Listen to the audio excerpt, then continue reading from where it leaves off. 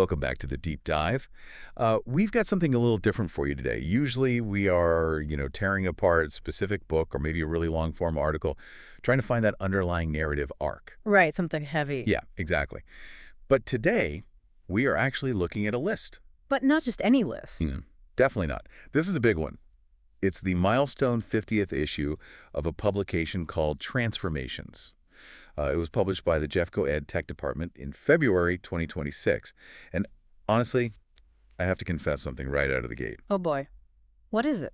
When I first opened the source material and saw the title, 50 Tips, I almost closed the tab immediately. Just instant fatigue, right? Yes. It felt so overwhelming. It's like, oh great, here are 50 more things you aren't doing correctly in your job. That is the ultimate paradox of productivity content, isn't it? Like, we all crave efficiency, we want to save time, but the advice itself often just feels like homework. Totally. It feels like this massive to-do list that you never actually asked for. Exactly. But then I actually started reading through the Jeffco document, and what really struck me is that this isn't some pie-in-the-sky wish list of really expensive software or some utopian vision of where education or work is heading. Right, it's highly practical. It's a tactical guide. Yeah. It is stuff you can actually do right now, today. And that's exactly why we're doing a deep dive on it.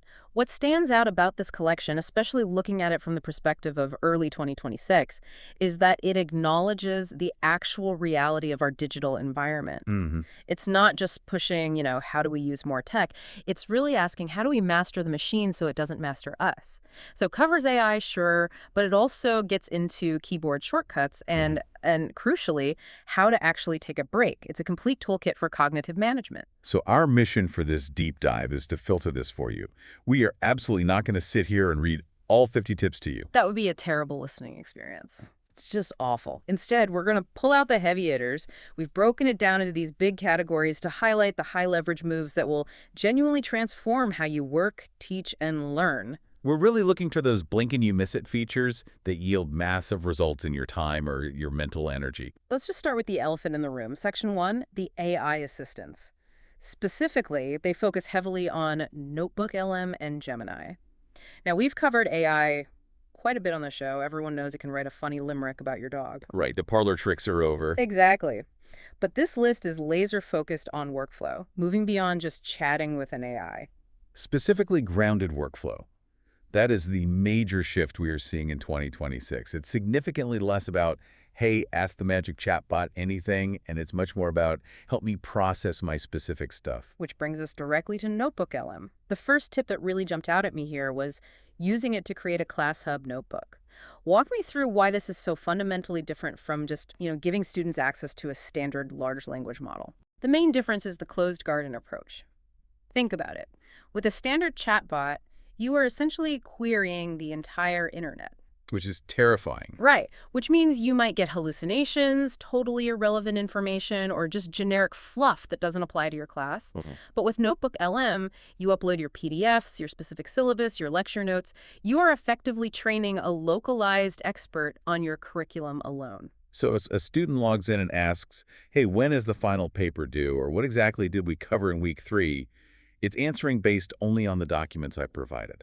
Exactly that. It creates a teaching assistant that literally never sleeps, but it's a TA that actually knows your specific classroom rules and content. It creates a strict boundary around the information. That's huge for accuracy. It's critical. And the Jeffco team also mentions uploading testing data to ask it for trends or using it for content creation. Like, you can drop a slide deck in and instantly create a quiz. Or take a dense school newsletter and turn it into an audio or video overview. Which actually leads into the other huge NotebookLM feature they highlighted, which is the audio overview.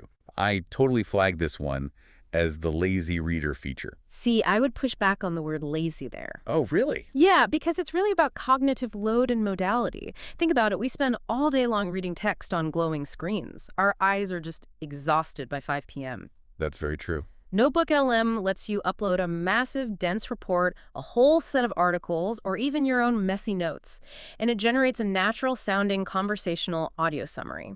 It's basically generating a custom podcast just for you about that specific content. So I can literally just listen to the background research for my next big project while I'm stuck in traffic. Precisely. It turns dead time into prep time. Your commute, folding laundry, taking the dog for a walk. It shifts the modality of learning so you aren't burning out your retinal energy. It's an efficiency hack, but honestly, it's also a wellness hack. Okay, that is incredibly useful. Now, the other primary tool they mention in this section is Gemini. And the use cases they outline here felt a bit more, I don't know, strategic. Less about processing data and more about active planning. Gemini is really positioned here as the teacher's architect. Yeah. There's a very specific tip about using it for instructional design that I think is brilliant. They suggest using it to identify common misconceptions before you even start teaching. Oh, wow. Right. It's a very high-level pedagogical move. So before you teach a unit on, say, thermodynamics or the causes of the Civil War, you go to Gemini and prompt it, what are the top 5 things students usually get wrong about this topic? It's basically doing a pre-mortem on your lesson plan. It is. It allows you to design your instruction to attack those exact misconceptions proactively. Otherwise, you're just teaching, waiting for the students to look confused, and then having to backpedal. Which takes forever. Exactly. That prompt takes maybe 10 seconds to write, but it might save you 2 entire days of reteaching later. They also mention asking it to generate creative lesson hooks based on those insights. They also have a big section on using Gemini for differentiation, specifically releveling text. Ah, yes. This addresses the classic classroom nightmare. You find the absolute perfect article. It covers exactly what you need for the lesson, but it's written for a college-level audience, and you're teaching middle school. Right. Or you have a mix of students with wildly varying reading abilities, which is every classroom. Exactly. In the old days, you'd have to spend your entire Sunday afternoon rewriting the article yourself. Or, let's be honest, you just wouldn't use the article. Right, you'd abandon it. But now, you paste it into Gemini and say, rewrite this at a 5th grade reading level. Or they specifically call out using it for English language learner support. You can say, rewrite this for an ELL student, emphasizing key vocabulary, and even have it generate images to support those vocab words. It just solves the access problem instantly. You aren't dumbing down the actual concepts, you're just unlocking the door to them. That is the key takeaway for Section 1. The Jeffco team really shows how these tools shift the educator's workload from pure content creation, which is exhausting, to strategy and customization. All right, let's shift gears. We're moving away from the high-level AI strategy and getting right down into the trenches. Section 2 is all about mastering the machine with keyboard shortcuts. The digital ninja section. That's what I've been calling it in my head. I have to admit, I am notoriously bad at these. I am a heavy mouse user. I like to click things, I drag things. But this transformations issue argues that these shortcuts are about much more than just raw speed. It's about maintaining your flow state. Think about the physical action. Every single time you move your hand from the keyboard to your mouse, locate the cursor on the screen, navigate through a drop-down menu, click, and then reset your hands on the keyboard, you are engaging in a micro-context switch. It breaks your train of thought. Exactly. It introduces friction between your brain and the digital action. Mastering these shortcuts keeps you physically connected to your ideas. Okay, so sell me on the essentials. The issue lists 10 of them. What are the absolute non-negotiables? There are a couple of major lifesavers when it comes to tab and browser management. The first is Control-Shift-T. Oh, the reopen close tab command. It is the undo panic button. You accidentally close out of a crucial research window or a web-based email draft because your finger slipped. Instead of digging through your browser history menus or screaming internally, you just hit Control-Shift-T and it pops right back up. And it works on both Windows and Chrome, right? Yes, it's universal. I actually do use that one, and it honestly feels like magic every single time. But the one I didn't know about, and I feel kind of stupid admitting this, is Control-Shift-V. The paste without formatting shortcut. This is huge. I cannot tell you how many times I have copied a quote from a website, pasted it into a Google Doc, and it brings along the weird gray background color, some bizarre font, and it's like 3 times larger than the rest of my text. And then you have to spend 2 solid minutes highlighting it, hunting for the clear formatting button, and fixing the line spacing. Yes. Control-Shift-V strips all of that original metadata away. It pastes pure text that instantly matches the destination document. It is a tiny, tiny friction reducer that you will end up using 50 times a day. What about navigation shortcuts? They listed a few of those. Yeah, Control F for search and find is a classic, but the real game changer is Control L. Highlight the address bar. Right. If you want to jump to a new website or quickly copy the URL of the page you're currently on, hitting Control L sends your cursor straight to the top bar instantly. You don't have to aim the mouse. And they mentioned Control-Shift-R for a hard refresh, right? Right. For when a page is just completely stuck. Exactly. It clears the cache for that specific page. Right. Now, for creation and communication, they highlight Control K for instantly inserting hyperlinks and Control Enter to send an email instantly without clicking the send button. Oh, Control-Enter is dangerous, but I love it. But my favorite one in this section is the emoji menu. The Windows key plus the period key, or if you're on a Chromebook, it's Search plus Shift plus space. Before I read this, I would literally open a new tab, Google thumbs up emoji, copy it, and paste it into my message. Which is completely insane. I know.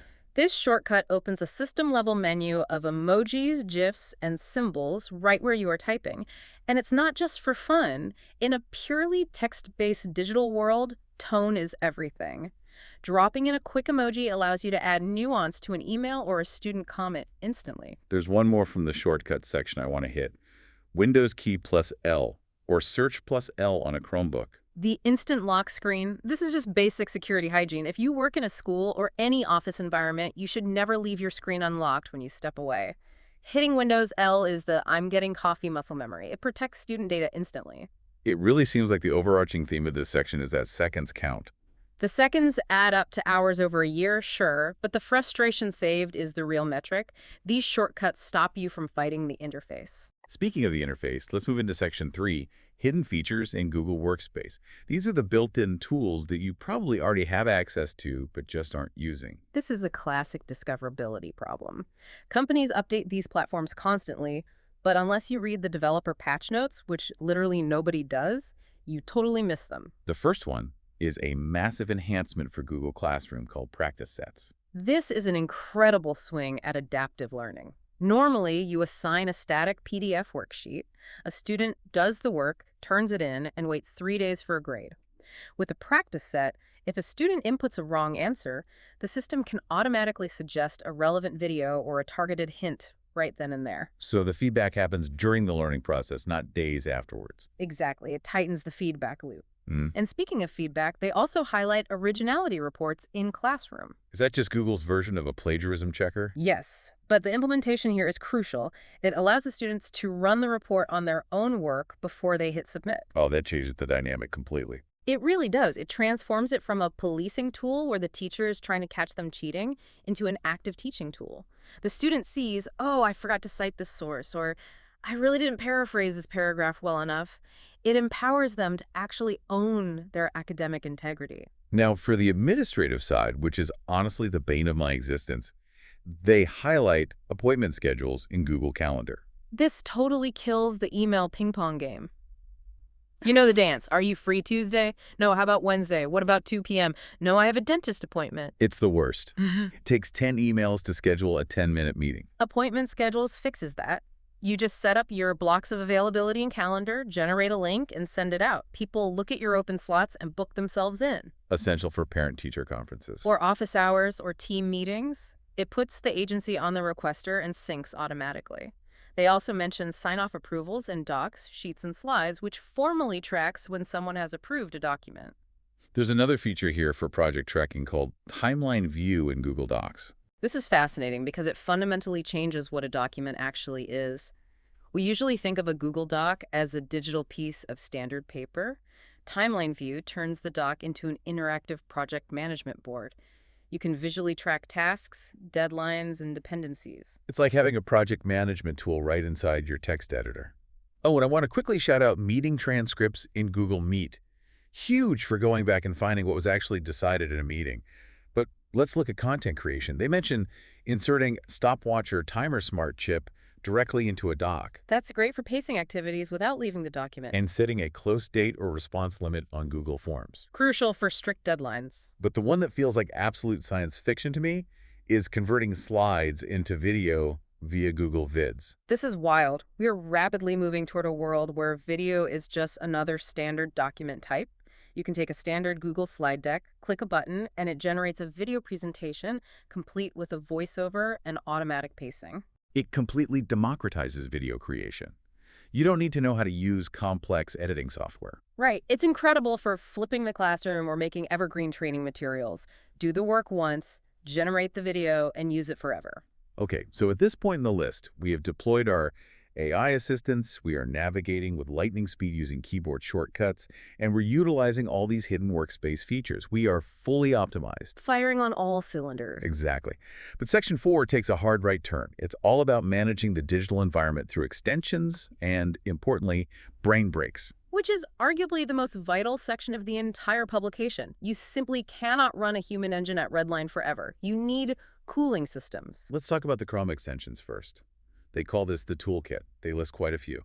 There's AdGuard Ad Blocker, Unclutter, Toby for organization, Keep Awake to stop your screen from sleeping, Bitly, Fonts Ninja. Talk and comment for voice notes is a great one in there too. But the ones that really caught my attention are focused on focus. Specifically, Unhook and OneTab. Let's start with Unhook. Unhook is brilliant. It's essentially a mental health tool masquerading as a simple tech extension. It's built for YouTube. I use YouTube for research all the time, Yeah. but I inevitably get sidetracked and end up watching, like, top 10 roller coaster crashes for an hour and a half. Because that's the algorithm actively doing its job. It is designed to hijack your attention. Unhook strips away the recommended videos sidebar, the comments section, the autoplay next feature. It leaves you with just a clean page and the specific video you intentionally searched for. That is massive for students. It is essential for students. If you send a kid to YouTube for an educational video on cell biology, you are sending them into a literal casino of attention. Unhook turns that casino back into a library. And then there's OneTab. Oh, for the tab hoarders. Yeah. If your browser looks like a filing cabinet exploded Mhm. and you can't even read the titles of the 50 tabs you have open, Which causes actual low-grade anxiety. OneTab solves this. You click it, and it collapses all of your open tabs into a single, clean text list on one page. Yes, it saves your computer's RAM so it runs faster, but more importantly, it saves your working memory. You can visually see your tasks without the visual clutter screaming at you. Okay, one more extension I have to ask about because I'd never heard of it. IORAD. IORAD. iRod is a tutorial builder, and it is a lifesaver. You hit record, you perform a task on your screen, like how to submit a new expense report or how to log into the grading portal. As you click, it automatically generates a step-by-step interactive guide with screenshots and highlighted clicks. Wait, it just builds the whole documentation for you automatically? Yes, it cuts the time it takes to explain a digital process by like 90%. If you are the person on your team that everyone asks for tech help, you need this extension. Okay, I'm installing that immediately. Yeah. But let's get to the really fun stuff, the brain breaks. The recharge phase. The Jeffco team didn't just throw these in as filler. They are clearly acknowledging that in 2026, managing your energy is just as important as managing your time. They break these down into creative play, visual, mindfulness, and physical breaks. Under creative play, they list Blob Opera and Quick Draw. Blob Opera is so great. It's an experiment by Google Arts and Culture. Yeah. You have these 4 squishy, colorful blobs on screen, and you drag them around with your mouse to change their pitch, and they dynamically harmonize with each other in real time. It sounds totally ridiculous. It is entirely ridiculous, and that is exactly the point. It is pure play. It engages a completely different neural pathway than answering emails or grading papers does. You cannot be stressed about a deadline when you are trying to make a digital blob sing soprano. Quick Draw is similar, right? It's like Pictionary with an AI. Yeah, it gives you 20 seconds to draw a shoe or a camel, and the neural network tries to guess what you're drawing. It forces you to think visually and act fast, waking up your visual cortex. But what if I don't want to actively do anything? What if I just need to zone out completely? They mentioned the Calm Room, the Calm app, Headspace, guided meditations, and My Noise for ambient sounds. But the one that I absolutely loved was the Monterey Bay Aquarium live cams. Specifically, the jellyfish cam. There is just something deeply hypnotic about watching jellyfish. There's actual science behind why that works. In environmental psychology, it's called soft fascination. Watching elements of nature, like moving water, clouds, or jellyfish drifting, Captures your attention effortlessly. It doesn't demand anything from you. It actually allows your directed, focused attention mechanisms to physically replenish. It's not just checking out, it is actively restorative. And finally, we reach tip number 50, the very last item in this massive issue of transformations. Take a walk. There's no URL, there's no AI integration, it's just a command to go outside. It is the ultimate technology. We are biological creatures first and foremost. Getting natural sunlight in your eyes, physically moving your body, and changing your visual focal depth from screen distance to horizon distance is unequivocally the best productivity hack on this entire list. It's pretty funny, isn't it? We started this deep dive with high-end generative AI workflows that can rewrite entire syllabi, and we ended it with put on your shoes and go outside. But I think that's the true narrative arc of this entire publication. Transformation in 2026 isn't just about accumulating more and more tech. It's about mastering the tech so it doesn't master you. It's knowing exactly when to automate, when to speed up using a shortcut, and when to completely power down. It's about building a sustainable personal infrastructure. Exactly. Use Notebook LM to cut your reading time in half. Use Control-Shift-V to save your sanity when formatting. Use appointment schedules to dam up the endless flood of emails. But why? Right. What is the actual goal of all this optimization? The Jeffco team is implicitly asking, if you save 2 hours a week with all these tools, do you just immediately fill that time with more work? Do you just write more emails? Or do you use that time to watch the jellyfish? Do you use it to take the walk? That is the real challenge.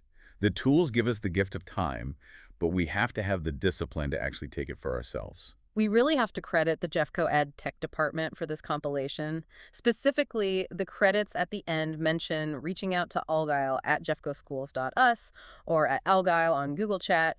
It takes an incredible amount of curation and filtering to get a list this tight and impactful. Absolutely. It's a perfect snapshot of what practical digital literacy looks like right now. So I have a challenge for everyone listening. Let's hear it. Do not try to implement all 50 of these tips tomorrow. You will burn out. Pick just one thing from each of the sections we discussed. Pick one AI workflow. Maybe try generating an audio overview of your next big reading assignment. Pick one shortcut. Definitely make it Control-Shift-T if you don't use it already. Pick one hidden workspace feature and pick one brain break. Try them for just a week and see how much daily friction just disappears. I am officially committing to the appointment schedules feature. I feel like that alone is going to save me from at least 3 panic attacks this month. And I'm going to go make some blobs sing opera. But it leaves us with one final thought to mull over. We talked about using the save time to take a walk. But what if the ultimate productivity hack isn't a shortcut at all, but fundamentally redefining what being productive actually means for the human brain? What if staring at the jellyfish is actually the most productive thing you do all day? That is a wild thought to leave on. Thank you so much for joining us for this deep dive into Transformations Issue 50. Go forth, master the machine, optimize your workflow, and seriously, don't forget to take a walk. We will see you next time.